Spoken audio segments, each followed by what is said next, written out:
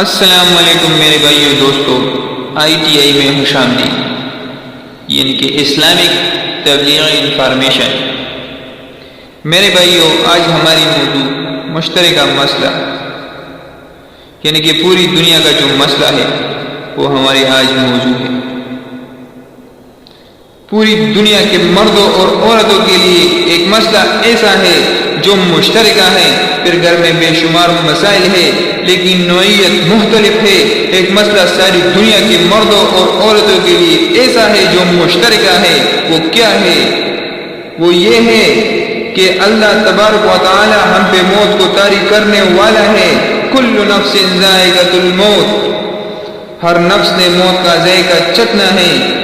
یہاں ہر نفس کا لفظ استعمال کیا ہے، وہ مرد کے لیے بھی ہے اور عورت کے لیے بھی ہے، کیونکہ اس کی کوئی مؤنث نہیں آتی۔